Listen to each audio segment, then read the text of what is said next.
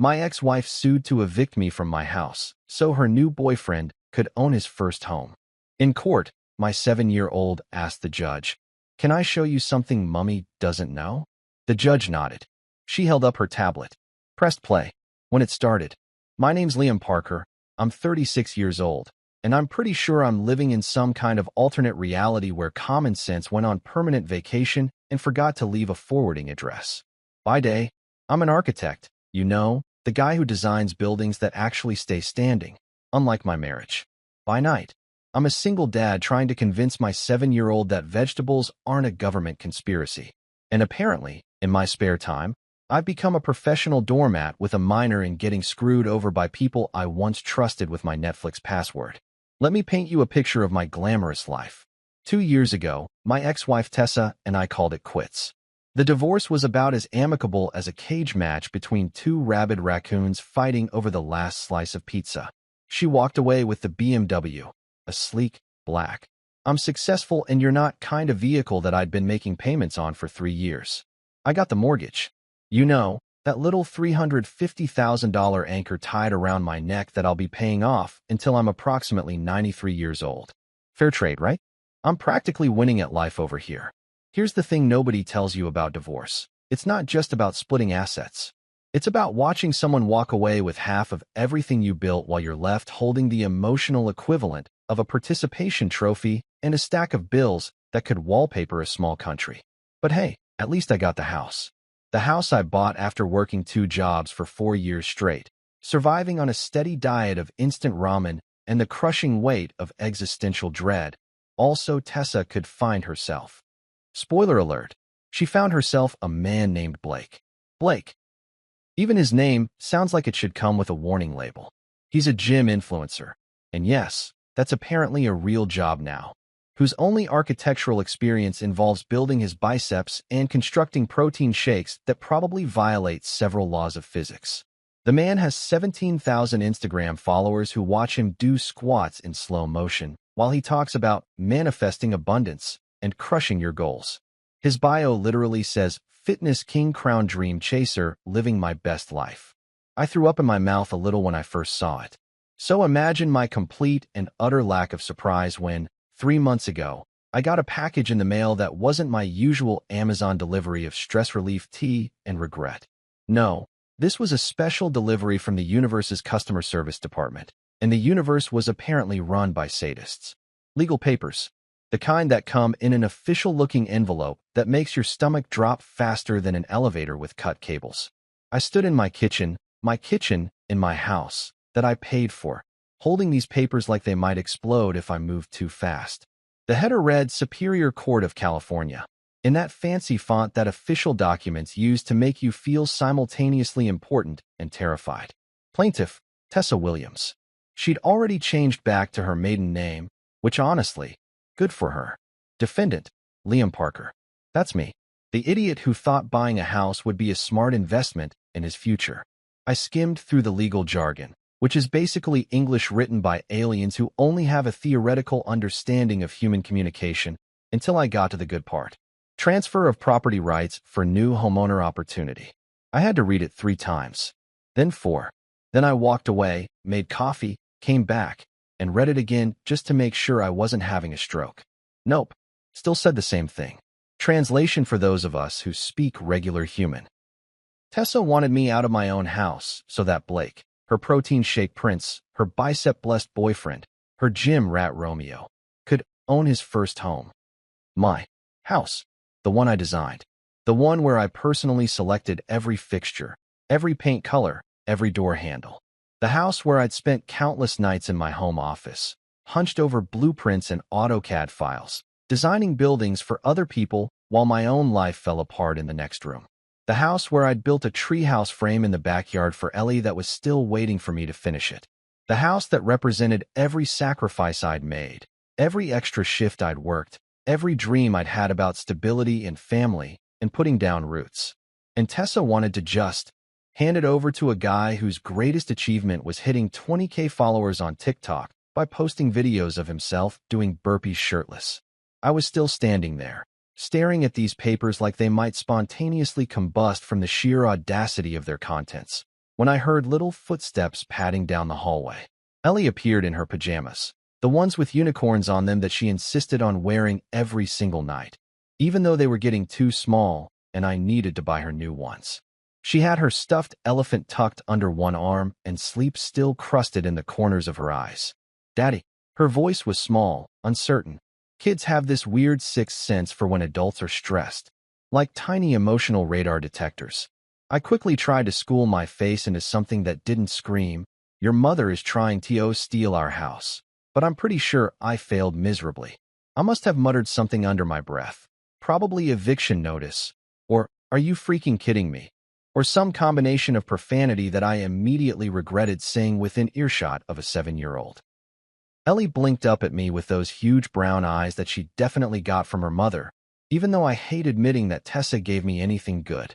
"Daddy, are we moving again?" And there it was. The knife, right in the gut, twisted for good measure. We'd already moved once when Tessa and I split. Ellie had to change schools, leave her friends, adjust to shuttling between two houses every other week like a tiny human ping-pong ball.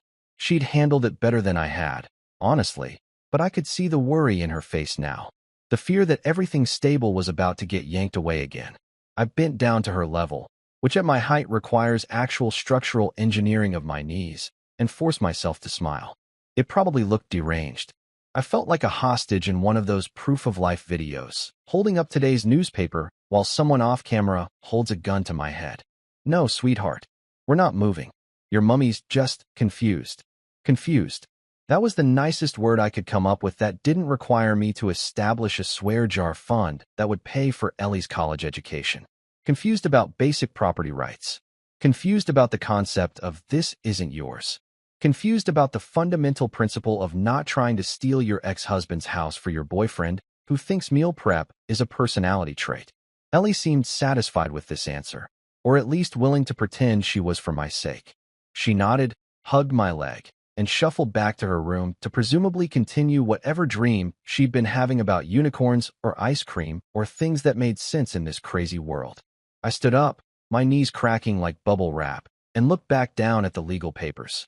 Somewhere in Los Angeles, probably in some overpriced apartment with exposed brick and string lights that Blake definitely called aesthetic, Tessa and her lawyer had sat down and decided this was a good idea. That suing me for the house I built, literally and figuratively, was the right move. I walked over to my coffee maker, poured myself what was probably my fourth cup of the day, even though it wasn't even noon, and did what any rational adult would do in this situation. I laughed. Not a happy laugh. More like the kind of laugh you hear from villains in movies right before they snap and start monologuing about their evil plans. A laugh that said, "Oh, you want to play this game? Okay, let's play." Because here's what Tessa didn't know. I'm an architect. I design load-bearing structures. I understand foundations, support beams, and what happens when you try to remove something essential from a stable system. I know how to build things that last. And I also know how to fight for what's mine. This house. It wasn't just property. It was proof that I'd survived, that I'd built something solid even when everything else fell apart. So bring it on, Tessa. Bring your lawyer, bring your gym rat boyfriend, bring whatever delusional arguments you've cooked up. This house has my name on the deed, my blood in the walls, and my daughter's height marks on the kitchen door frame. You want it? You're going to have to tear it from my cold, legally documented hands. And spoiler alert, I've got receipts. Literal ones. Every single payment, every invoice, every proof of purchase. Paper doesn't lie. People do, usually with matching fonts and fake smiles. I took another sip of coffee, set the legal papers on the counter, and started making a list. First thing, call a lawyer. Second thing, organize every document that proved this house was mine. Third thing, figure out what the hell was wrong with the universe that this was even happening. But that last one might take a while. I had a feeling this was going to be a long fight. Good thing I'd built this house to last. 3 days after receiving the legal papers that made me question whether I'd accidentally slipped into an alternate dimension where logic didn't exist, my phone buzzed with a text message from Tessa. I was in the middle of a client meeting, trying to explain why knocking down a load-bearing wall to create an open concept vibe was a terrible idea that would result in their second floor becoming their new first floor, when I saw her name pop up on my screen. My stomach immediately did that thing where it tries to escape through your throat. Let's talk over coffee. Civilly. I stared at that message for a solid 30 seconds while my client droned on about how they saw this really cool design on Pinterest. Civilly. That word right there, that was my first red flag. When your ex-wife uses the word civilly, what she really means is, I'm about to ruin your day, but I'm going to do it in a public place where you can't yell at me without looking like a psychopath. It's the adult equivalent of a kid saying, no offense, right before they tell you that your haircut makes you look like you lost a fight with a lawnmower. In my experience, which admittedly is extensive when it comes to Tessa-related disasters, civilly also tends to mean, I brought a lawyer, or I've rehearsed this conversation 17 times in the mirror, or, in the worst-case scenario, both of the above plus I'm recording this for evidence. Nothing good ever comes from a conversation that needs to be prefaced with a promise of civility. That's like a surgeon saying, don't worry, I'll try not to kill you. The fact that they have to say it at all is deeply concerning. But what was I going to do? Ignore her? Pretend I didn't see the message? I was already being sued by this woman. Avoiding a coffee date wasn't going to make my legal problems disappear, although it would definitely improve my blood pressure. So I did what any reasonable person being sued by their ex-wife would do. I texted back a thumbs-up emoji, which is the universal symbol for, I acknowledge your message, but I'm dead inside. We agreed to meet at this bougie coffee shop downtown called the Daily Grind. Yes, that's actually the name, because apparently every coffee shop in California is legally required to have a pun-based name. It's one of those places where a regular coffee costs approximately the same as a car payment and comes with foam art that's too pretty to drink. The kind of establishment where everyone's typing away on MacBooks, pretending to write the next great American novel when they're really just updating their LinkedIn profiles and stalking their exes on Facebook. I arrived exactly on time because I'm neurotic like that, and also because I wanted to get there before Tessa so I could choose my seat strategically. In any negotiation, and make no mistake, this was definitely a negotiation even if she was calling it a chat. Positioning matters. I grabbed a table near the back with a view of the entrance so I could see her coming.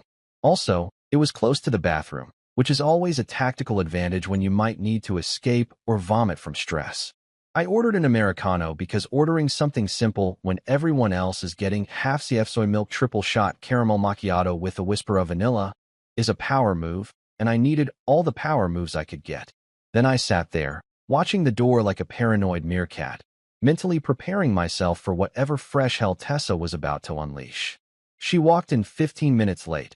Of course she did, because making me wait was probably part of her strategy, wearing her professional woman who has her life together uniform. A crisp navy blazer, pressed white blouse, designer jeans that probably cost more than my monthly grocery bill, and those heels that make that confident clicking sound on hard floors. Her hair was pulled back in a sleek ponytail, and she had on that shade of lipstick she always wore when she meant business. But it was her smile that really got me. That smile. I knew that smile intimately. It was her, I won the divorce and am about to win this too smile. The smile that said she'd already practiced this conversation in her head and decided she was going to walk away victorious. Liam, she said, sliding into the chair across from me like we were old friends catching up, not two people currently engaged in legal warfare. Thanks for meeting me. Didn't realize I had a choice. I replied, taking a sip of my coffee that was still too hot and burned my tongue. Perfect. Now I'd spend the rest of this conversation tasting scorched taste buds. Your lawyer made it pretty clear that communication was encouraged. She did this little laugh, the one that wasn't really a laugh, but more of a polite acknowledgement that I'd made a sound with my mouth. Let's not start off negative, okay? I really think we can work this out like adults. Like adults. Right. Because adults definitely sue each other for houses and then invite each other to overpriced coffee shops to work it out. That's totally normal adult behavior. I was about to respond with something sarcastic when the door opened again and in walked Blake. Oh, Blake. Blake with his backward snapback cap and his tank top that showed off arms that had clearly never missed a gym day in their entire existence. Blake with his megawatt smile and his cologne, or was it just the natural scent of protein powder and arrogance that preceded him by approximately 15 feet? Blake who waved at Tessa like he'd just spotted her across a crowded beach in a romantic movie. not a coffee shop where his girlfriend was meeting her ex-husband to discuss stealing his house. "Babe," he called out, loud enough that half the coffee shop turned to look. He bounded over. And I mean literally bounded, like a golden retriever who'd just been let off his leash, and kissed Tessa on the cheek before dropping into the chair next to her. "Sorry I'm late. Leg day ran long." Of course it did. Because when you're trying to steal someone's house, the most important thing is making sure your quads are properly fatigued first. "Blake," Tessa said, and I could hear the slight edge in her voice that told me this wasn't planned. Or maybe it was planned, and she was just a really good actress. With Tessa, you never could tell. "I thought you were going to wait in the car." "Nah, babe. I wanted to be here to support you. Plus, this involves me too, right?" He turned to me with this smile that I'm pretty sure he thought was disarming, but actually made him look like a used car salesman. "Hey, Liam. No hard feelings, man. We're all adults here." There was that phrase again. Adults.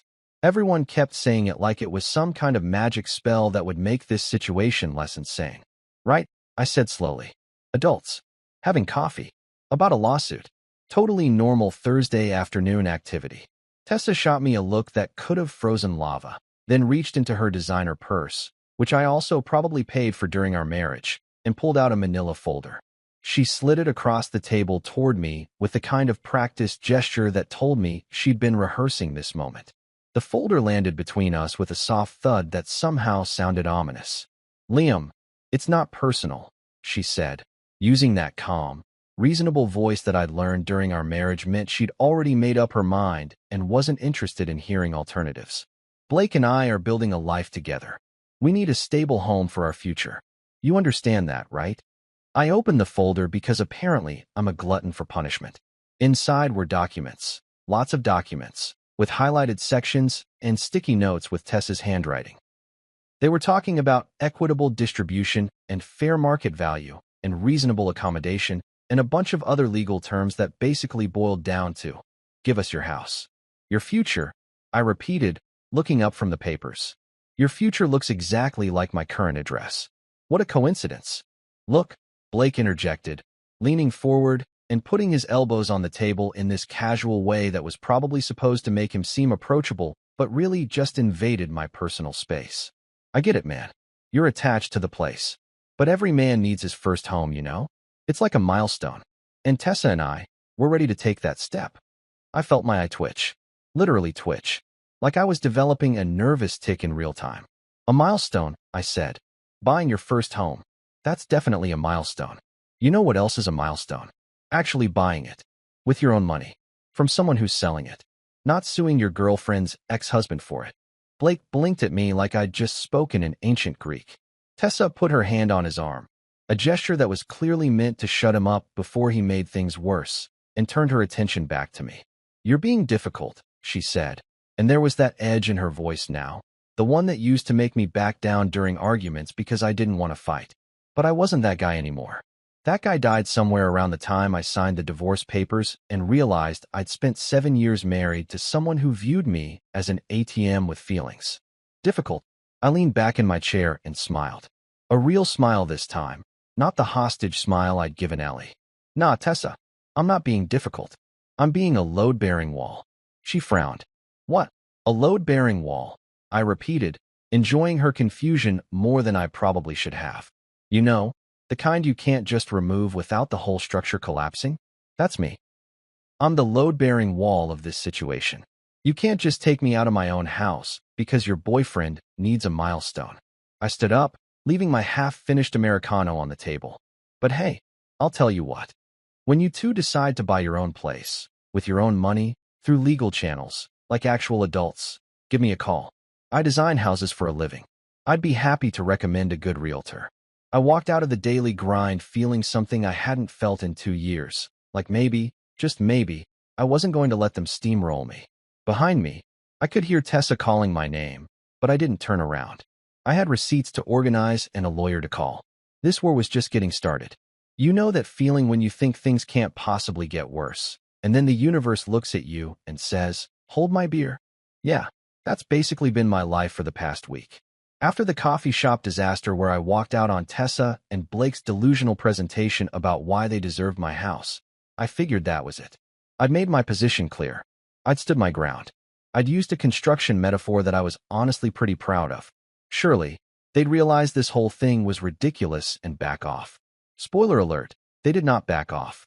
5 days after the coffee date from hell, I was working from home, which sounds fancy but really just means I was sitting at my kitchen table in sweatpants, trying to finish a design proposal for a client who wanted their bathroom to have Zen energy, but also enough marble to bankrupt a small nation. Ellie was at school, the house was quiet except for the clicking of my keyboard, and I was actually having a semi-productive day. I'd even managed to drink my coffee while it was still hot, which for a single parent is basically winning the lottery. Then my doorbell rang. Now, I'm not a paranoid person by nature, but ever since receiving those initial legal papers, every unexpected sound made me jump like a cat in a room full of rocking chairs. The doorbell was no exception. I looked up from my laptop, glanced at the front door through the hallway like it might explode, and seriously considered just pretending I wasn't home. Maybe if I stayed really quiet, whoever it was would just leave the package on the porch and go away. But then the doorbell rang again. And again. Whoever was out there was persistent, which usually means one of three things: religious missionaries, someone selling something you definitely don't need, or legal trouble. Given my current situation, I was betting on option 3. I shuffled to the door in my sweatpants and a t-shirt that had a coffee stain on it from 3 days ago. Don't judge me. Laundry is hard. And peered through the peephole. Standing on my porch was Gary, my mailman. I'd known Gary for about 4 years now. He was a good guy, early 50s, always had a joke or a comment about the weather, the kind of mailman who remembered that I liked getting packages on the porch rather than having to go to the post office to pick them up. But today, Gary looked like he'd rather be anywhere else on earth. He was holding a large envelope, the official-looking kind, and his expression was somewhere between, "I'm sorry for your loss," and "please don't shoot the messenger." I opened the door. "Hey, Gary." "Liam," he said, and his voice had that tone people use at funerals. "Man, I hate to do this, but I need you to sign for this." He held out the envelope like it was contaminated with something radioactive, along with his little electronic signature pad that always made me feel like I was signing my life away every time I used it. Which, given the current circumstances, might actually be accurate. I took the pad and scribbled something that vaguely resembled my signature. Let me guess. More good news from my ex-wife. Gary winced. "Man, this looks rough. Like, really rough. I've been delivering mail for 23 years, and I can always tell when someone's getting the bad kind of legal mail. This is definitely the bad kind." "Yeah," I said, taking the envelope from him with all the enthusiasm of someone accepting a live grenade. "It's from my ex. She's recycling her wedding lawyer. Apparently, he did such a great job helping her take half my stuff the first time that she hired him back for the sequel." Gary shook his head in that universal gesture of male solidarity that said, "Women, am I right? But also, I'm not touching that topic with a 10-foot pole because I value my marriage." He backed away from my door like the envelope might explode at any second. "Good luck, man. You're gonna need it." "Thanks, Gary. Your sympathy is truly heartwarming." He was already halfway down my walkway, probably eager to get away from whatever legal disaster was unfolding at my address. I couldn't blame him. If I could run away from my own life, I probably would too. I closed the door and stood in my entryway, holding this envelope like it was a bomb that might detonate if I opened it too fast. Through the window next to the door, I could see Gary driving away in his little mail truck, probably thanking whatever deity postal workers pray to that he didn't have to stick around and watch me read whatever fresh hell was inside. I walked back to the kitchen, set the envelope on the table next to my laptop, and stared at it for a solid 5 minutes. Maybe if I looked at it long enough, it would spontaneously combust or transform into something less terrible, like a coupon for a free sandwich or a notification that I'd won the lottery.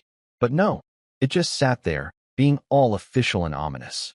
Finally, I ripped it open, because apparently I'm the kind of masochist who can't leave well enough alone, and pulled out the papers inside. They were thicker this time, more official looking, with more stamps and seals and signatures, and all the bureaucratic bells and whistles that said, "This is real now, buddy, and you're officially screwed." At the top, in bold letters that seemed to be mocking me, "Official notice of legal action, property dispute." I started reading, and with every paragraph, I felt my blood pressure rising to levels that probably required medical intervention. The lawsuit was written in that special kind of legal language that's technically English, but might as well be ancient Sumerian for all the sense it made to normal humans. But even through all the whereas and therefores and parties of the first part, I could understand the basic gist of what Tessa and her lawyer were claiming. They were arguing, and I'm not making this up, that because Tessa and I were married when I bought the house, she had a claim to it despite the fact that her name wasn't on the deed. She didn't contribute to the down payment, and she'd already waived her rights to the property in our divorce settlement. Their argument was some convoluted nonsense about equitable distribution and unfair advantage, and how I'd apparently used marital assets to secure the property. Marital assets. The money I'd earned working 2 jobs while she was finding herself by taking yoga classes and expensive weekend trips with her girlfriends was apparently marital assets now. But the real kicker, the part that made me actually laugh out loud in my empty kitchen like a crazy person, was the section where they explained the reasoning behind the lawsuit. I'm going to quote it directly because you can't make this stuff up. The plaintiff seeks only fairness and stability for her family unit as she embarks on this new chapter of her life. The property in question would provide the appropriate foundation for establishing a secure household environment. Her family unit. Her family. They were literally calling Tessa and Blake a family unit in official legal documents, as if slapping an official-sounding label on their relationship somehow justified stealing my house. By family, they obviously meant Blake. The guy whose idea of a secure household environment probably involved a weight bench in the living room and protein shakes in the fridge where normal people keep actual food. I couldn't take it anymore. I grabbed my phone and called Tessa. She picked up on the 3rd ring, and I could hear music in the background, probably Blake's workout playlist, which no doubt consisted of songs with titles like Eye of the Tiger and Gonna Fly Now. Liam, she said, and she had the audacity to sound surprised, like she couldn't possibly imagine why I'd be calling her after being officially served with lawsuit papers. I was going to call you. You sued me, I interrupted, because I wasn't in the mood for small talk or pleasantries or whatever script she'd prepared. You officially, legally, with actual lawyers sued me. For the house I bought. The house you already gave up in our divorce. The house that has my name, just my name, on the deed. Liam, I can explain. Oh, I'd love to hear this explanation. Please, explain to me how you think you're entitled to property you legally waived your rights to 2 years ago. There was a pause. I could hear her breathing, could imagine her doing that thing she always did when she was trying to come up with a good lie. That little pause where she'd tilt her head and bite her lower lip. It's nothing personal, she finally said, and I wanted to reach through the phone and shake her. Blake and I just need. Nothing personal? I couldn't help it. I laughed. Actually laughed. Tessa, you're trying to take my house. The house where your daughter lives half the time. The house I built, literally designed and built. How is that not personal? We just want what's fair. Fair? Fair. You know what would be fair? If you and your gym rat boyfriend went out and bought your own house like normal people, instead of trying to steal mine through some legal loophole your lawyer probably found in the back of a cereal box. You're being unreasonable, she said, and I could hear the ice in her voice now, the tone that meant she was done pretending to be nice.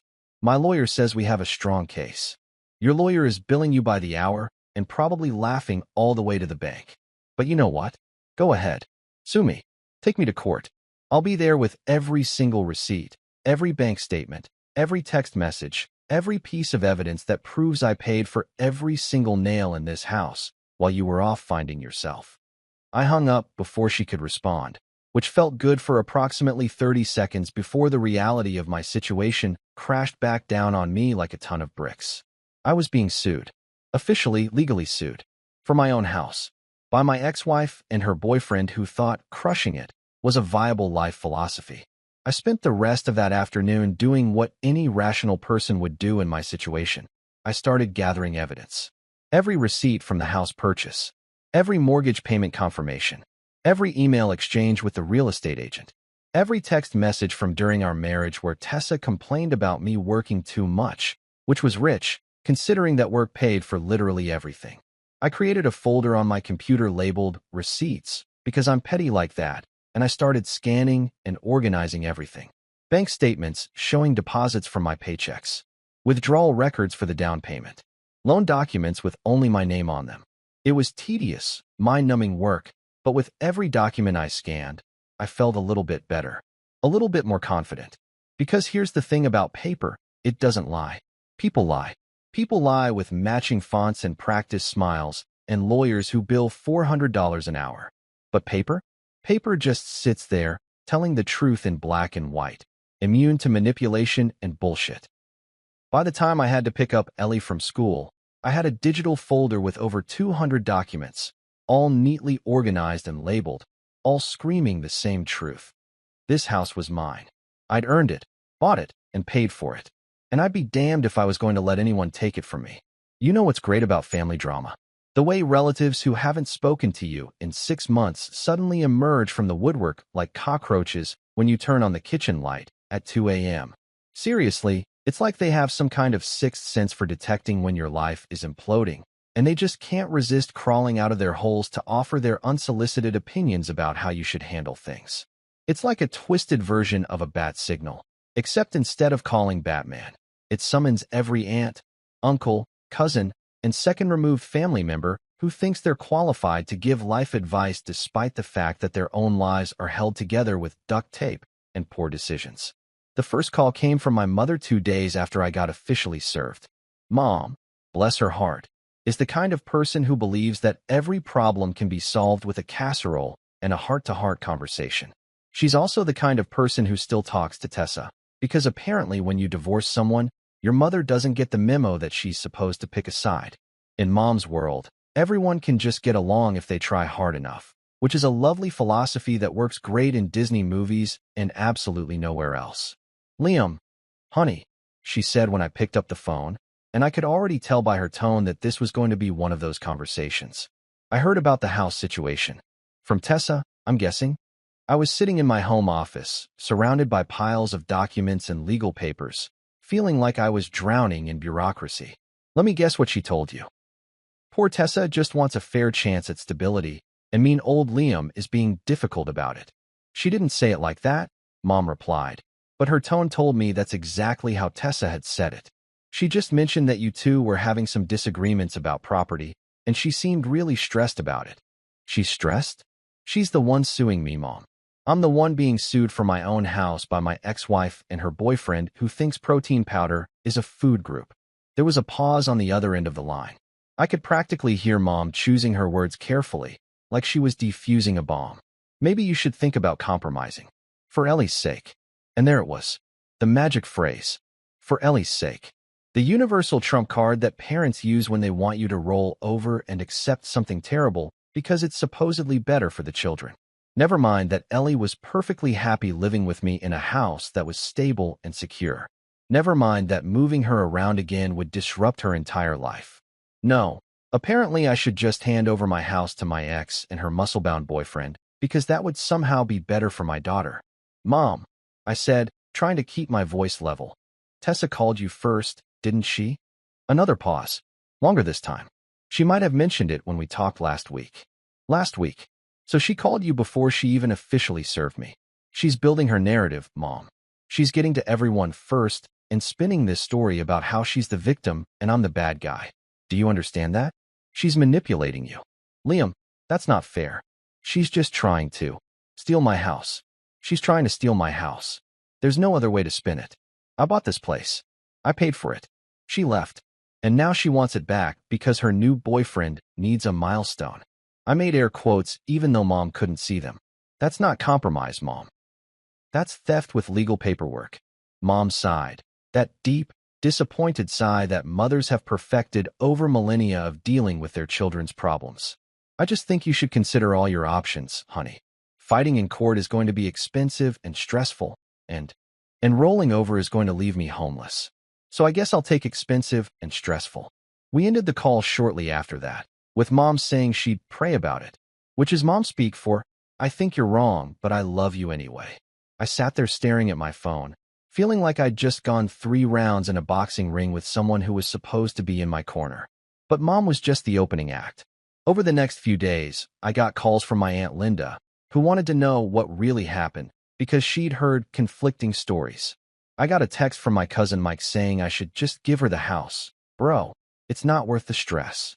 I got a Facebook message from my uncle on my dad's side, a man I hadn't spoken to in 3 years, telling me that, in his day, men handled these things differently, which I'm pretty sure was code for, I have no idea what I'm talking about, but I wanted to chime in anyway. It was like being slowly pecked to death by concerned ducks. Every single one of them had an opinion. Every single one of them thought they knew better than me about my own situation. And every single one of them seemed to think that the solution was for me to just give up and let Tessa have what she wanted, because that would be easier, or better for everyone, or the mature thing to do. The only person who actually got it, the only person who didn't immediately jump to suggesting I surrender, was my buddy Ravi. I'd known Ravi since college, back when we were both broke students living on ramen and dreams. He'd been my best man at my wedding to Tessa, and he'd also been the guy who'd helped me move out when the divorce was finalized. Ravi had seen Tessa in full form. He'd witnessed her in action during some of our worst fights. He knew exactly what kind of person I was dealing with. I met him for drinks at O'Malley's, this dive bar near downtown that smelled like beer and broken dreams, but had the best wings in the city. We grabbed a booth in the back, ordered a pitcher, and I gave him the full rundown of everything that had happened since the coffee shop disaster. Ravi listened to the whole story, occasionally shaking his head or muttering, "No way," under his breath. When I finished, he took a long drink of his beer, set it down, and looked at me with the kind of expression you'd give someone who just told you their house was haunted by a ghost that only steals left socks. "Bro," he said slowly, "she's the type to ask for your Netflix password in the divorce decree." I laughed for the first time in days. A real laugh, not the bitter, crazy person laugh I'd been doing in my kitchen. You're not wrong. She probably would have if her lawyer had thought of it. I'm being serious, man. Tessa's always been about the angle. She's always working an angle. Remember when you guys were getting married and she wanted you to put her name on your life insurance, but she didn't want to add you to hers? Remember that? I did remember. I'd forgotten about it until Ravi brought it up, but yeah, that had been a thing. A weird thing that should have been a red flag, but that I'd ignored because I was in love and stupid. She's doing the same thing now, Ravi continued. She's working the angle. She sees your house. She sees that Blake needs a place. And she's thinking, why should we buy when we can just take Liam's? It's not about fairness or Ellie or any of that crap she's feeding your mom. It's about convenience. She's always been about what's convenient for her. Tell that to my family, I said, gesturing with my beer. Everyone keeps saying I should compromise. Like compromising my own house is somehow reasonable. Your family's soft, man. No offense. They don't get it. They think if everyone just plays nice, everything works out. But Tessa's not playing nice. She's playing to win. And if you don't fight back, she's gonna steamroll you. We spent the next hour talking strategy. Well, mostly Ravi talking and me listening while I worked my way through too many wings and too much beer. He suggested I document everything, get a good lawyer, and make her regret even thinking about this. By the time I left, I felt better. Not good, but better. Like maybe I wasn't completely crazy for fighting this. Then there were the ex-in-laws. Oh boy, the ex-in-laws. Tessa's parents had never particularly liked me. I think they always thought their daughter could do better than an architect who wore jeans to family dinners. But we'd maintained a civil relationship after the divorce because of Ellie. They were her grandparents, after all, and I wasn't going to be the kind of petty ex who cut them off completely. But when Tessa's mom, Carol, called me 3 days after my conversation with Ravi, I realized that civility had officially ended. "Liam," she said, and her voice had that tight, controlled quality that meant she was angry but trying to sound reasonable. "I wanted to talk to you about this house situation." "Of course you did." I was in my car, sitting in the parking lot of Ellie's school, waiting for pickup. "Let me guess. Tessa called you." "She's my daughter." "Of course she called me. And she's very upset about how you're handling this." "How I'm handling this?" "Carol, she's suing me. For my house. How exactly should I be handling it? Should I just hand over the keys and say thanks for the memories?" "Blake's a good man," Carol said, completely ignoring my question. "He's good for Tessa. He's stable, he's got ambition, and he treats her well. They're trying to build a future together, and you're standing in the way." I had to bite my tongue to keep from saying what I was really thinking, which involved several words that would have gotten my mouth washed out with soap if I'd said them in front of my mother. Blake's a gym influencer who posts videos of himself doing squats for internet points. That's not stability, Carol. That's narcissism with abs. That's not fair. You don't even know him. I know he's trying to steal my house without paying for it. That's really all I need to know. Carol made this huffing sound that reminded me exactly where Tessa got her dramatic sighs. You're being selfish, Liam. This isn't just about you. Think about what's best for everyone. What's best for everyone is for Tessa and Blake to buy their own house like adults. You know, the way normal people do it. We went back and forth for a few more minutes before she gave up and hung up on me, which was fine because I had to go pick up Ellie anyway. But as I walked toward the school entrance, I couldn't shake this feeling that everyone in Tessa's orbit was being fed the same story. The same carefully crafted narrative about how I was the bad guy and she was just trying to do what was best for her family. Meanwhile, Ellie, the actual kid in this situation, the one person whose welfare everyone claimed to care about, was starting to sense that something was wrong. Kids are like that. They pick up on tension the way dogs can smell fear. You can tell them everything's fine, you can smile and joke and act normal, but they know. They always know. I noticed it in little ways at first. She was quieter than usual. She'd stopped asking about visiting her mom as much. And then one afternoon, I found her sitting at the kitchen table, drawing with her markers. Nothing unusual about that. Ellie loved to draw, but when I looked at what she was making, my heart sank. She'd drawn a picture of a house. Our house, I assumed, based on the blue door she'd colored in. There were 3 stick figures in front of it. One tall figure labeled Daddy, one small figure labeled me, and one figure that was just a giant red X. No label, just an X. That's a nice drawing, sweetheart, I said, trying to keep my voice casual. Who's that? Ellie looked up at me with those big, serious eyes. That's Mummy, she said matter-of-factly. She doesn't live here anymore. Kids don't need lawyers to see the truth. They just see it. Simple, clear, without all the complicated adult nonsense getting in the way. And looking at that drawing, at that red X where her mother should have been, I knew one thing for certain. I was going to fight for this house. Not just for me, but for her. Because this was her home too, and she deserved to keep it. You ever get that creeping sensation that something's off in your own house? Not like horror movie off, where you hear footsteps in the attic and discover a ghost with unfinished business. More like subtle, everyday things that make you question whether you're losing your mind or whether someone's been messing with your stuff. That's where I found myself about a week after the ex-in-laws started their campaign to convince me I was the villain in this story. Little things. Weird things. Things that made me feel like I was starring in a really low-budget psychological thriller where the twist ending is that I'm just paranoid and need therapy. It started with the smoke alarm. I woke up one Tuesday morning to the most annoying sound known to mankind. That chirping beep that smoke alarms make when the battery's dying. You know the one. The beep that happens exactly every 60 seconds, like clockwork, designed by sadists who understand that the human brain can't ignore repetitive noises even when we're trying to sleep. It's 3 a.m. and your smoke alarm decides it's the perfect time to announce it needs a new battery, because of course it does. Smoke alarms don't die during convenient daylight hours. They wait until you're deep in REM sleep, and then they attack. I stumbled out of bed, grabbed a chair from the kitchen, and climbed up to deal with it. Except when I opened the smoke alarm, there was no battery. Not a dead battery. Not a dying battery. No battery at all. Just an empty compartment staring back at me like it was judging my life choices. Now, I'm not an idiot. I know I changed that battery maybe 4 months ago. I specifically remember doing it because Ellie had been watching me and asking approximately 8,000 questions about how batteries work and why smoke alarms need them and whether robots have smoke alarms. That's not the kind of thing you forget. But standing there at 3 a.m. on a kitchen chair in my boxers, looking at an empty battery compartment, I started second-guessing everything I knew about reality. Maybe I dreamed changing the battery? Maybe I was having some kind of early-onset memory loss.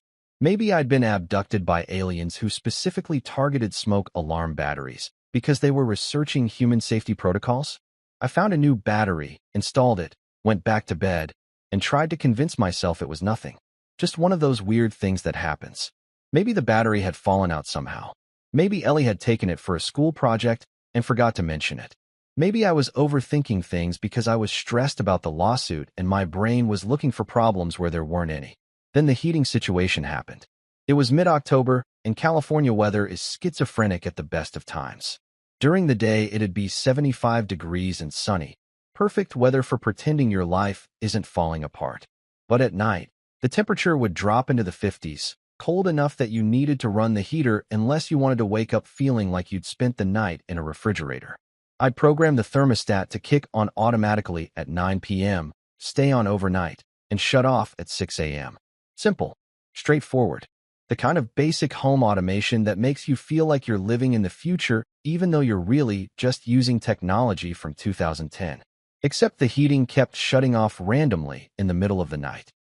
I'd wake up freezing, check my phone, see that it was 2 a.m., and realize the house felt like a meat locker.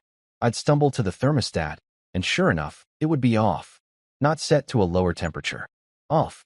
Completely off. Like someone had manually turned it off. The first time it happened, I figured I must have accidentally bumped it or programmed it wrong. The second time, I thought maybe the thermostat was malfunctioning. By the third time, I was starting to feel like I was losing my mind. I checked the programming. I reset the whole system. I even called the manufacturer's customer service line and spent 45 minutes on hold listening to Muzak versions of popular songs, while a tech support person in a call center somewhere walked me through diagnostics. Everything checked out. The thermostat was fine. The programming was correct. There was no reason it should be shutting off. Sometimes houses just do weird things, the tech support guy said, which is exactly what you want to hear from someone whose job is to understand how houses work. Could be a wiring issue. Could be interference from other electronics. Could be a lot of things. Could be someone breaking into my house and manually turning it off. I thought, but didn't say, because that would make me sound insane. Then came the garage door incident. I got home from work one Thursday afternoon. Had to leave early to pick up Ellie from school because Tessa had suddenly decided she couldn't make it for her pickup day, which was becoming a pattern. And as I pulled into my driveway, I noticed something that made my stomach drop. The garage door was half open. Not fully open like I'd left it that way on purpose. Not closed like it should have been. Half open, like someone had opened it, gone inside, and then closed it most of the way but not all the way. I sat in my car for a solid minute, staring at that garage door, running through possibilities in my head. Had I left it like that this morning? No. I specifically remembered closing it. I always closed it. I had an automatic opener that I religiously used every single time because I was paranoid about people breaking in and stealing my tools. Had the mechanism broken? Maybe. Garage doors are finicky. They break. It happens. But combined with the smoke alarm battery and the heating situation, this was starting to feel less like a series of coincidences and more like a pattern. I got out of the car, walked up to the garage, and manually closed it the rest of the way. Nothing seemed out of place inside. My tools were still there. Nothing was obviously missing or disturbed. But there was this feeling, this intangible, probably just paranoia feeling, that someone had been in there. That someone had gone through my stuff. I was still standing in the garage, trying to convince myself I was being ridiculous, when Ellie came bouncing up behind me. "Daddy," she said cheerfully, completely oblivious to my internal crisis. "Can we have mac and cheese for dinner?" "Sure, sweetie," I said, closing the garage door behind us as we walked into the house through the connecting door. "Hey, did Mummy mention anything about stopping by today?" Ellie looked up at me with those big, innocent eyes. "Oh yeah, Mummy and Blake came while you were at work. They said it was a surprise." I stopped walking. Actually stopped mid-step like someone had pressed pause on my entire existence. "They what?" "They came over," Ellie repeated, like this was the most normal thing in the world. "They brought me a cookie and said they wanted to check on the house. Blake said he was looking at the..." She scrunched up her face, trying to remember. "The smoke thingy on the ceiling. The smoke alarm." Blake had been checking the smoke alarm. The same smoke alarm that mysteriously had no battery 3 days ago. I felt something cold settle in my chest. Not anger exactly. More like the realization that I wasn't paranoid. That all these weird things weren't coincidences, or my imagination, or faulty wiring. Someone, specifically my ex-wife and her muscle-bound boyfriend, had been coming into my house without my permission, messing with my stuff. Did they say anything else? I asked Ellie, trying to keep my voice calm and normal even though my brain was screaming. She shrugged. "Blake went into the garage for a minute. He said he wanted to see if you had any WD-40? Is that a thing?" WD-40. Right. Because Blake definitely needed WD-40 for something urgent and couldn't possibly get it at any of the 17 hardware stores within a 5-mile radius. He absolutely had to break into my garage to find it. That night, after Ellie went to bed, I sat in my living room and had a serious conversation with myself about whether I was overreacting. Maybe they had legitimate reasons for being there. Maybe Tessa had forgotten to tell me she was stopping by. Maybe Blake really did need WD-40 for some emergency that required him to trespass in my garage. But the more I thought about it, the less legitimate it seemed. The smoke alarm battery, the heating being shut off, the garage door being left open. These weren't coincidences. This was deliberate. This was someone trying to create problems, trying to make my house seem unsafe or poorly maintained, trying to build a case that I wasn't capable of taking care of the property. I pulled out my laptop and started researching home security cameras. Not because I'm paranoid. Okay, maybe a little paranoid, but because I needed proof. If Tessa and Blake were going to play games, I needed evidence. I needed to catch them in the act. I ordered a set of small security cameras on Amazon with next-day delivery, because Jeff Bezos might be a supervillain, but he's a supervillain who understands urgency. The cameras were wireless, motion-activated, and could record to the cloud. Perfect for catching people who thought they could just waltz into my house whenever they felt like it. The cameras arrived the next day. I installed one in the living room, one in the hallway near the garage door, and one in the kitchen where the thermostat was. I didn't tell anyone about them. Didn't mention them to Ellie. Definitely didn't tell Tessa. I just set them up, activated them, and waited. I didn't have to wait long. 3 days later, I was at work trying to focus on a client presentation about sustainable building materials when my phone buzzed with a notification from the security app. Motion detected in living room. I opened the app, pulled up the live feed, and there he was. Blake, in my house, wearing a tank top that showed off his arms because apparently he was physically incapable of wearing actual sleeves, wandering around my living room like he owned the place.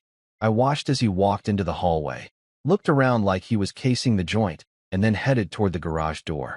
The camera there picked him up too. He was holding something. A screwdriver, it looked like. And he went to the electrical panel on the wall. I kid you not, this man, this grown adult who was suing me for my property, was standing in my garage, holding a screwdriver backwards, trying to look like he knew what he was doing with electrical wiring. He wasn't even holding the right end. The handle was pointing at the panel. He might as well have been trying to perform surgery with the wrong end of a scalpel. I saved the video, took screenshots, and forwarded everything to my lawyer with a message that just said, "This is the man claiming he needs my house." My lawyer responded within minutes. "This is gold. Do not confront them. Let them keep digging." So I didn't confront them. I just watched, and waited, and collected evidence. Because apparently, my ex-wife and her boyfriend were doing a better job of sabotaging their own case than I ever could have. There's something uniquely depressing about courtrooms that I don't think anyone talks about enough. It's not just the legal drama or the life-changing decisions being made. It's the aesthetic. Every courtroom I've ever been in looks like it was designed by someone who got their degree in soul-crushing beige from the University of Disappointment. The walls are always this weird off-white color that's trying to be neutral, but really just screams, "Abandon all hope, ye who enter here." The fluorescent lights flicker just enough to make you wonder if you're about to have a seizure or if that's just the ambience they're going for. The chairs are uncomfortable in a way that feels intentional, like they want you physically suffering while you're emotionally suffering, just to really drive the point home. And the smell. Why does every courthouse smell like old paper, stale coffee, and the accumulated regrets of everyone who's ever had to settle a dispute through legal means? It's like they bottle desperation and spray it through the ventilation system. I arrived at the courthouse 45 minutes early because I'm the kind of neurotic person who'd rather sit in uncomfortable chairs marinating in anxiety than risk being late. My lawyer, Richard Chun, met me in the hallway outside the courtroom. Richard was everything you'd expect from a good divorce and property attorney.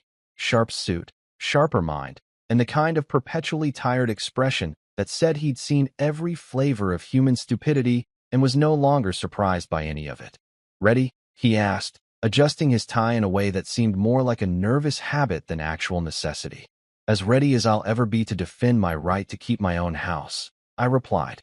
"Is that something people normally have to do? Or is this a special level of absurd reserved just for me?" Richard gave me a thin smile. "Oh, I've seen worse.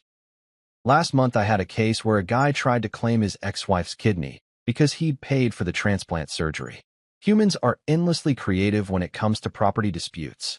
That's somehow both horrifying and weirdly comforting, I said. At least I'm not kidney guy.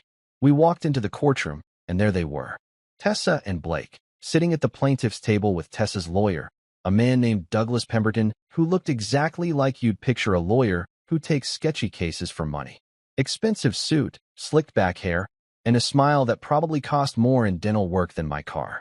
He was the kind of guy who'd defend a corporation dumping toxic waste into a children's hospital and sleep like a baby afterward. Tessa was dressed in what I'd started calling her sympathy outfit, a modest navy dress with a cardigan, minimal makeup, hair in a simple ponytail. She looked like she was interviewing for a job as a kindergarten teacher, not suing her ex-husband for his house. It was calculated. Everything with Tessa was calculated. She'd probably practiced her "I'm just a concerned mother trying to do what's best" face in the mirror for an hour before coming here. Blake, on the other hand, looked like he'd gotten lost on his way to a fitness expo. He was wearing a suit, I'll give him that, but it was too tight in the shoulders, probably because his arms were too swole for normal human clothing. His tie was slightly crooked, and he kept fidgeting with it like it was choking him. He looked about as comfortable and formal, whereas a golden retriever at a cat show. When we made eye contact, Blake gave me this weird head nod that I think was supposed to be respectful, but came across as condescending. Like, "Hey bro, no hard feelings about trying to steal your house. We're all men here." I didn't nod back. I just stared at him until he looked away, because I'm petty and I'd earned that moment. The judge walked in, Judge Patricia Morrison, according to the nameplate on her bench, and everyone stood. She was probably in her late 50s, with gray hair pulled back in a severe bun and reading glasses hanging from a chain around her neck. She had the expression of someone who'd been dealing with idiots all day and was already done with everyone's nonsense before we'd even started. I liked her immediately. "Please be seated," she said, settling into her chair with the weariness of someone who knows exactly how their day is going to go and isn't excited about it. Case number 2025, CV 04821, Williams versus Parker, property dispute. Counsel, are both parties present? Douglas Pemberton stood up, buttoning his jacket in this performative way that made it clear he thought he was in a legal drama on TV. "Yes, Your Honor." Douglas Pemberton representing the plaintiff, Ms. Tessa Williams. Richard stood too, much less dramatically. Richard Chun for the defendant, Mr. Liam Parker. "Excellent. Mr. Pemberton, this is your motion. Please proceed." And oh boy, did he proceed. Douglas Pemberton launched into his opening statement like he was auditioning for a role in a legal thriller. He paced back and forth in front of the judge, which seems unnecessary when you're in a small courtroom and everyone can hear you just fine, and spoke in this booming voice that was way too loud for the space. "Your Honor," he began, gesturing expansively like he was addressing a packed auditorium instead of one judge in a room that smelled like old paper. "This case is about fairness. It's about justice. It's about a woman who sacrificed years of her life supporting her husband's career, only to be cast aside when he no longer needed her. Ms. Williams isn't asking for charity. She's not asking for a handout. She's asking for what's rightfully hers." I had to physically bite my tongue to keep from laughing. Sacrificed years supporting my career? She'd spent most of our marriage complaining about how much I worked while spending the money I earned on yoga retreats and brunch with her friends. But sure, she was the real hero of this story. Pemberton continued, building momentum like a televangelist working toward the collection plate part of the sermon. "This is about female empowerment, Your Honor. About giving women the opportunity to start new chapters in their lives without being held back by vindictive ex-spouses who want to control them through property ownership. Female empowerment." He actually said that, with a straight face. He was trying to frame stealing my house as some kind of feminist statement, like Tessa was Rosa Parks and I was the bus driver. I looked over at Richard, who was taking notes, but whose expression clearly said, "Is this guy for real?" "Ms. Williams has moved on with her life," Pemberton said, gesturing toward Blake, who straightened up in his chair like he'd just been called on in class. "She's found happiness with a good man who wants to provide her with stability and security. All she's asking is for the opportunity to establish a proper home for her future family. The property in question, which I paid for," I muttered under my breath. Richard elbowed me. represents a fair and equitable resolution to the dissolution of a marriage where assets were not properly distributed. My client isn't trying to punish Mr. Parker. She's simply trying to move forward with her life. He went on like this for what felt like 17 hours, but was probably only 10 minutes. Every sentence was crafted to make Tessa sound like a victim and me sound like some kind of property-hoarding villain who was standing in the way of true love and happiness. It was masterful, really, in a completely dishonest way. If I didn't know the actual facts of the situation, I might have been convinced. Finally, Pemberton wrapped up his performance with a flourish.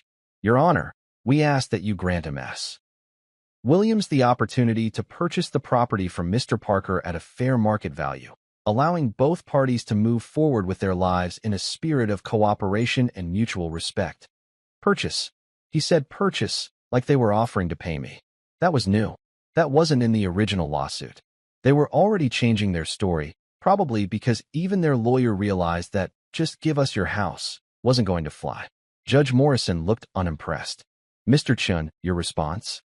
Richard stood up, and I appreciated that he didn't do the whole performative jacket button thing. He just stood there, calm and professional, like a normal human having a normal conversation. Your Honor, I'll keep this brief because the facts speak for themselves. Mr. Parker purchased the property in question 5 years ago, after the marriage, but solely in his name.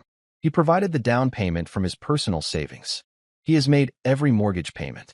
Ms. Williams was never on the deed, never contributed financially to the property, and formally waived any claim to it in the divorce settlement 2 years ago. This lawsuit is an attempt to relitigate a settled matter, and there's no legal basis for it. Short, sweet, accurate. I loved Richard. Judge Morrison turned her attention to me. Mr. Parker, do you have anything to add? I stood up, my heart pounding so hard I could hear it in my ears. Public speaking has never been my thing. I'm much better at putting my thoughts into buildings than words, but I'd prepared for this. Sort of. I'd practiced in my car on the drive over, at least. Your Honor, I said, trying to keep my voice steady. I designed that house. I drew up the plans. I pored over every detail for months before it was even built. I paid for every nail, every board, every fixture. When Ms. Williams decided to leave, I stayed. I kept making the payments. I kept the house maintained. I built a home there for my daughter. The only thing my ex-wife built in that house was debt, and she already took half of everything else in the divorce. I could feel Tessa glaring at me from across the room, could see Blake leaning over to whisper something in her ear, probably something about positive vibes or letting go of negativity or whatever Instagram wisdom he'd absorbed that morning. Judge Morrison looked between us, her expression unreadable. Mr. Pemberton, you're asking me to essentially overturn a settled divorce decree and force Mr. Parker to sell his property. That's a significant request. What's your legal justification? Pemberton launched into some explanation about equitable distribution and changed circumstances and a bunch of other legal jargon that sounded impressive but was essentially empty calories. Lots of words, no substance.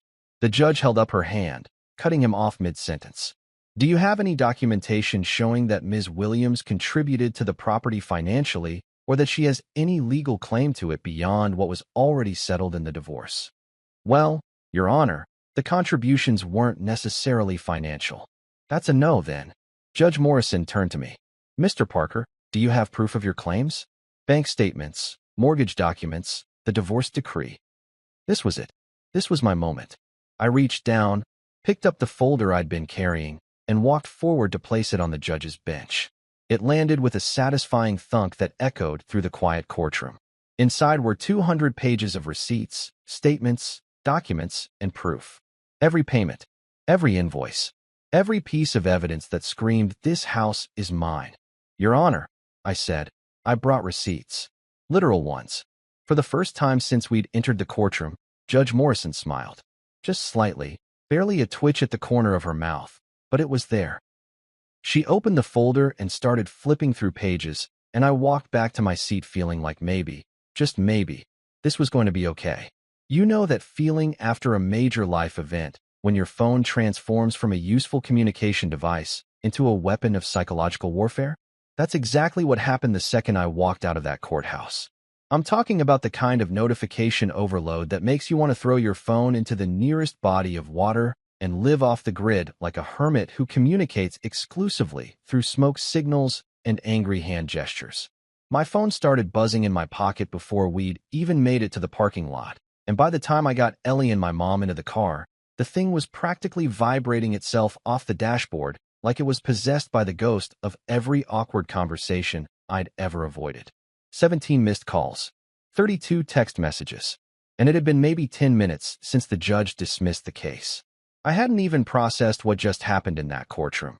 The fact that my 7-year-old daughter had just saved my house with more courage and common sense than most adults display in their entire lives. And already the vultures were circling, ready to pick apart the carcass of Tessa's failed lawsuit. I dropped my mom and Ellie off at home first because I didn't want Ellie to hear whatever insanity was about to come through my phone. Mom gave me one of her patented, "Are you okay?" looks that mothers have perfected over millennia of worrying about their children, and I gave her the standard, "I'm fine" response that we both knew was a lie, but accepted anyway, because sometimes lying is easier than explaining that you feel like you've just gone 12 rounds in a boxing ring with your own life. "Call me if you need anything," Mom said, already shepherding Ellie toward the house. "And Liam, I'm proud of you. You stood up for yourself." I nodded, not trusting myself to speak without my voice cracking like a teenage boy going through puberty, and waited until they were inside before I finally looked at my phone. The screen looked like a war zone. Missed calls from Tessa, 5 of them. 3 from her lawyer, Douglas Pemberton, which was interesting because you'd think after getting absolutely destroyed in court, the last thing he'd want to do is call the guy who just won. 2 calls from Tessa's mother, Carol, which was about as appealing as a root canal performed by a dentist who's had too much coffee and not enough sleep. And 1 call from an unknown number that had left a voicemail. But it was the text messages that really got me. They read like a greatest hits compilation of people who suddenly realized they'd backed the wrong horse and were now trying to save face. From Tessa, "We need to talk. Please call me." 5 minutes later, "Liam, I know you're angry, but we need to discuss this like adults." 10 minutes after that, "You didn't have to embarrass me in front of everyone. That was cruel." Oh, I was cruel. Right. I was the cruel one. Not the person who sued me for my house, trespassed on my property, and tried to sabotage my smoke detectors. No, I was cruel for having the audacity to defend myself with evidence. That logic was so backwards it could have won a gold medal in mental gymnastics. From Blake, and yes, I still had his number saved in my phone from back when Tessa and I were trying to co-parent peacefully, and he'd somehow ended up in a group chat. Came this absolute gem. "You didn't have to make it public, man. Could have handled this privately. Not cool." I stared at that message for a solid 30 seconds, trying to figure out if Blake had suffered some kind of head injury that affected his understanding of cause and effect. He'd broken into my house, filmed himself tampering with safety equipment, and somehow I was the bad guy for letting a judge see the evidence? That was like robbing a bank, getting caught on security cameras, and then complaining that the police were being unfair by watching the footage. I typed out about 6 different responses, each one progressively more sarcastic than the last, before finally settling on, "You literally sued me in public court. Everything about this was public. Maybe next time don't commit crimes on camera." Send. Done. Moving on. The voicemail from the unknown number turned out to be from a local news station asking if I wanted to comment on the viral courthouse video, because apparently someone had recorded Ellie's testimony, and it was making the rounds on social media. Great. Just what I needed. My daughter's brave moment being turned into content for people to share between cat videos and political arguments. I deleted the voicemail without responding because there was no universe in which I was going to let my kid become a meme. I was still sitting in my car in the driveway, contemplating whether it was too early in the day to drink, when my phone rang again. Mom. Of course it was Mom. She had that maternal sixth sense that told her exactly when I was at my most vulnerable and needed someone to either comfort me or give me a reality check. "Hey, Mom," I answered, pinching the bridge of my nose. "How are you holding up?" she asked, and I could hear Ellie singing something in the background about unicorns, blissfully unaware of the chaos her testimony had caused. "I'm fine, just dealing with the aftermath. Everyone and their dog is calling me." "I saw some of the messages you got," Mom said carefully.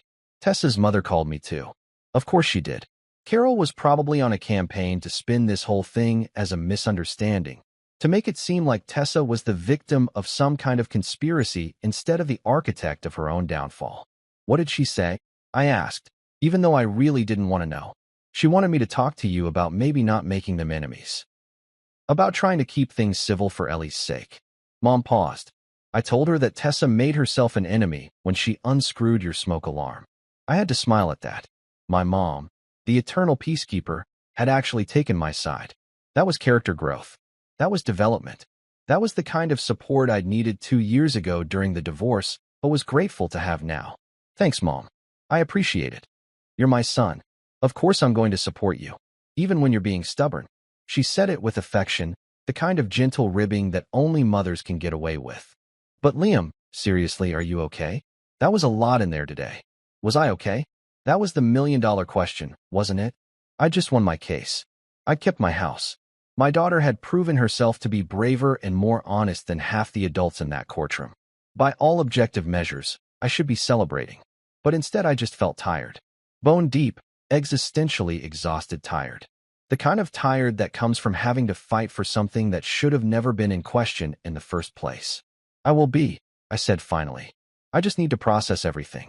And probably change all my locks before Tessa decides to come by for round 2. That's probably smart. And Liam? Ellie wants to talk to you. There was some shuffling on the other end, and then I heard my daughter's voice. Daddy, hey sweetheart.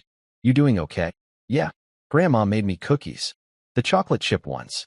She said it with the kind of enthusiasm that only a 7-year-old can muster for baked goods. Daddy, are we safe now? Can we stay in our house? And there it was. The question that cut through all the legal nonsense and adult drama and got right to the heart of what this whole thing had been about. Not property rights or divorce settlements or who paid for what. Just a little girl wanting to know if her home was secure. Yeah, baby. We're safe. We get to stay in our house. Thanks to you. I was really scared, she admitted quietly. But I didn't want to move again. I like my room. And my tree house that you're still going to finish building, right? I laughed. A real laugh that felt good after days of stress. Right? I promise I'll finish the treehouse. We can work on it this weekend. Okay. I love you, Daddy. I love you too, Ellie. More than anything. After we hung up, I sat in my car for a few more minutes, watching the sun start to set over my neighborhood, in front of my house, that I got to keep. Then I drove to Home Depot because if I was going to secure my property, I was going to do it right. I bought new locks for every exterior door. The expensive kind with the fancy deadbolts that require actual keys instead of the cheap ones that you can pick with a credit card and determination. I bought a new garage door opener and destroyed the old remote that Tessa probably had a copy of somewhere. I bought security system upgrades and outdoor cameras that would cover every angle of my property. The cashier looked at my card and asked if I was opening a locksmith business, and I just smiled and said divorce, which made her laugh and give me a sympathetic nod. That night, after I picked Ellie up and made us dinner, grilled cheese and tomato soup, because I was too tired to be fancy, I spent 3 hours installing every lock, every bolt, every piece of security equipment. Ellie helped, handing me tools and asking questions about how locks work and whether bad guys could still get in if they really wanted to. Nobody's getting in without permission anymore, I told her, testing the new front door deadbolt. It clicked into place with a solid, satisfying sound that felt like closure. This house is locked down tighter than Fort Knox. What's Fort Knox? It's where they keep all the gold. It's super secure. Nothing gets in or out without authorization. She thought about this for a moment, then nodded seriously. Good. Because this is our gold. Our house is our gold. Kids, man, they just get it sometimes. Cut through all the complicated adult explanations and hit you with wisdom that's so simple and true it hurts. That night, after Ellie went to bed, I sat on my porch with a beer in my phone, which had finally stopped buzzing constantly. I scrolled through the messages I hadn't responded to, the half-hearted apologies from Tessa that weren't really apologies, the defensive messages from Blake trying to justify his actions, the concerned texts from relatives who wanted to make sure I wasn't going to do anything rash. I didn't respond to any of them. What was there to say? I'd said everything I needed to say in that courtroom. I'd presented my evidence, defended my property, and won. The rest was just noise. Just people trying to rewrite the narrative to make themselves feel better about what happened. When the new locks clicked shut that night, it wasn't just the sound of metal sliding into place. It was the sound of a chapter ending. It was the sound of boundaries being enforced. It was the sound of me finally taking back control of my own life. And if anyone asked, and they did, constantly, annoyingly, yes, the alarms worked perfectly. The house stood strong. And the only person with keys now actually knew how to use them. The thing about winning a lawsuit is that nobody prepares you for what comes after. They show you all these movies and TV shows where the hero wins their case. Triumphant music plays, and then it cuts to them living their best life like everything magically fixed itself the moment the judge banged their gavel. But real life doesn't work that way. Real life is messy and anticlimactic and full of awkward silences where you're supposed to just move on. Like flipping a switch from actively being sued to normal functioning human is something you can just do without any transition period or emotional processing time. The weeks following the courthouse showdown were weird, suspiciously quiet, like that moment in horror movies right before the jump scare. Except the jump scare never came, and you're just left sitting there in silence wondering if you're supposed to relax or stay on high alert forever. I kept waiting for the other shoe to drop, for Tessa to appeal the decision or Blake to show up at my door with some new scheme, but nothing happened. It was peaceful in a way that made me more nervous than the actual chaos had. Tessa did text me, of course, because apparently losing in court doesn't mean you've learned your lesson about boundaries. Her messages read like they'd been workshopped by a PR team trying to manage a celebrity scandal. I want to apologize for any misunderstanding that may have occurred during this difficult time. May have occurred. Like breaking into my house and unscrewing smoke detectors was some kind of ambiguous gray area that reasonable people could disagree about. I hope we can move forward in a spirit of cooperation for Ellie's sake. There it was again, Ellie's sake, the universal trump card that people play when they want you to forget they tried to screw you over. I didn't respond to most of them. What was I supposed to say? Thanks for the non-apology apology. Really appreciate you taking responsibility for absolutely nothing. Sometimes silence is the best response, especially when the other person is just fishing for absolution they haven't earned. Blake, meanwhile, had taken to social media to process his feelings in the way that influencers do, publicly and with absolutely no self-awareness. His Instagram became this bizarre gallery of gym selfies with captions that were clearly about our situation but vague enough that his followers probably thought he was just being deep. Moving on from negativity flexed biceps, he posted over a picture of himself doing bicep curls. Winners focus on winning. Losers focus on winners fire, accompanied by him deadlifting weights that honestly looked photoshopped because no human spine should bend that way. New chapter, new energy, no room for toxic people victory hand. With him drinking a protein shake and staring pensively into the distance like he was in a cologne commercial. I unfollowed him faster than you could say restraining order. Life's too short to watch someone perform their emotional breakdowns through workout content. But here's what I realized during those quiet weeks. I'd spent so much time fighting Tessa's nonsense that I'd forgotten what it felt like to just live. To exist without constantly looking over my shoulder or preparing for the next crisis. And instead of spending my energy fixing her messes or managing her drama, I could actually focus on fixing my own life. Novel concept, right? Using my time and energy on things that made me happy instead of constantly playing defense against someone else's chaos. So I made a decision. Ellie and I were going to finish that treehouse. You remember the treehouse, the frame I'd built in the backyard 2 years ago that had been sitting there unfinished like a monument to good intentions and poor time management. Every time I looked at it, I felt guilty. Another promise half kept, another project abandoned because life got complicated. But not anymore. We had time now. We had peace. We had hardware store receipts and determination.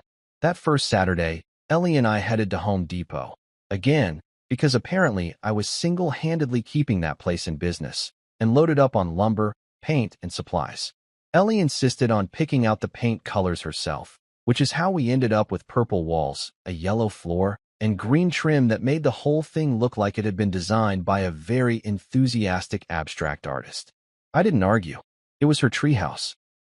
She could paint it to look like a rainbow threw up on it, if that made her happy. We spent 3 weekends working on it. For months. That's how long it took for Tessa to show her face at a family event after the courthouse disaster. For months of blessed silence, of life returning to something resembling normal, of Ellie and me existing in our house, without the constant threat of legal papers or midnight trespassing. For months of me almost forgetting that my ex-wife had tried to steal my property with all the subtlety of a bull in a china shop. Almost. The family gathering was at my cousin Sarah's house. One of those big Thanksgiving-adjacent dinners that my family insisted on having in October because apparently one massive family gathering per year wasn't enough torture. I debated not going, but Ellie wanted to see her cousins, and I wasn't going to let my drama deprive her of normal family experiences. So we showed up with a store-bought pie because I'd learned years ago that nobody actually wants my cooking. Bearing gifts from the bakery section was acceptable, and pretending you made it yourself was a skill I'd perfected. I was in the kitchen, helping Sarah's husband with something involving cranberries that neither of us understood, when I heard Ellie's voice from the living room. Not scared exactly, but surprised. That tone kids get when they see someone they weren't expecting, like when you run into your teacher at the grocery store and your brain can't process them existing outside of school. I walked into the living room, and there she was. Tessa, standing in the entryway like she'd been invited, which she probably had been because my family has this annoying habit of trying to maintain relationships with everyone regardless of whether they've committed crimes against property and common sense. She was wearing casual clothes, jeans and a sweater. The kind of outfit that said, "I'm just here for family time. Nothing to see here. Let's all pretend I didn't sue the host's cousin 4 months ago." Blake wasn't with her, I noticed. Small mercies. Our eyes met across the room, and I watched her face do this complicated journey through several emotions: surprise, guilt, defiance, and finally settling on fake pleasantness. She walked over, navigating around relatives and small children like she was crossing a minefield, until she was standing in front of me holding a bottle of wine that she'd probably grabbed from the convenience store on the way over. "Liam," she said, her voice doing that thing where she tried to sound casual but came off as rehearsed. "I didn't know you'd be here." "It's my cousin's house," I replied flatly. "Where else would I be?" She did this little laugh that wasn't really a laugh, more of an acknowledgement that I'd made a sound with my mouth. "Right. Of course." She shifted the wine bottle from one hand to the other, a nervous gesture that I recognized from years of marriage. "Look, I wanted to say, about everything that happened, no hard feelings." I stared at her for a long moment, watching her squirm under my gaze. No hard feelings. She'd sued me for my house, broken into my property, sabotaged safety equipment, and tried to manipulate a judge, and she wanted to know if there were no hard feelings. Like we'd had a minor disagreement about where to eat dinner, not a full-blown legal battle that had cost me thousands in lawyer fees and years off my life from stress. "Oh, plenty," I said calmly, and I watched her face fall. "Plenty of hard feelings, Tessa. Just not yours anymore." She blinked at me, processing that. "That's not fair. I was just trying to steal my house." "Yeah, I know. You explained that very thoroughly in court. Multiple times." I crossed my arms. "But hey, points for creativity. Most people just accept the divorce settlement and move on. You decided to go for the gold." Her face flushed red, that angry color she got when someone called her out on her nonsense, and she couldn't deflect or play victim. "I came here to try to move past this. For Ellie's sake." There's that phrase again. Ellie's sake. You know what would have actually been for Ellie's sake? Not trying to make her homeless. Not breaking into her home. Not teaching her that it's okay to take things that don't belong to you if you really want them badly enough. Tessa's mouth opened and closed, searching for words. Finally, she just mumbled something about forgiveness and second chances and how families should support each other through difficult times. It was word salad, the kind of meaningless phrases people use when they know they're wrong but don't want to admit it. I reached into my pocket and pulled out something I'd been carrying around for weeks, waiting for exactly this moment. A key.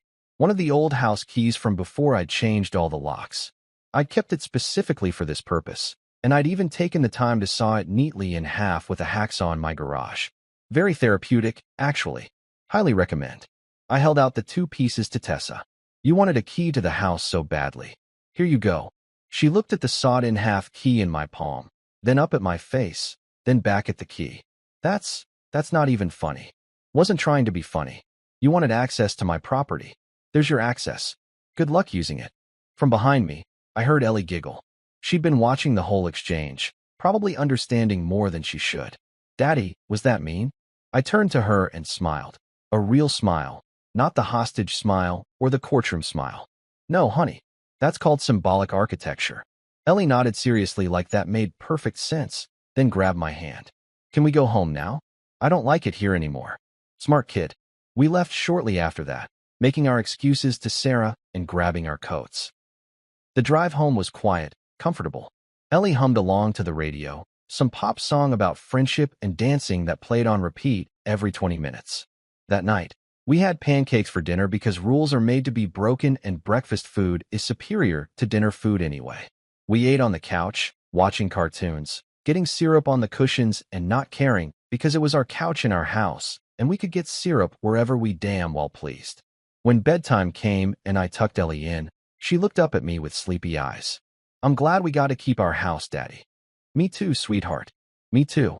After she fell asleep, I did my nightly rounds, checking windows, testing the new locks, making sure the security system was armed. When the front door lock clicked shut for the night, I stood there for a moment, listening to that sound. It wasn't the sound of revenge or anger or bitterness.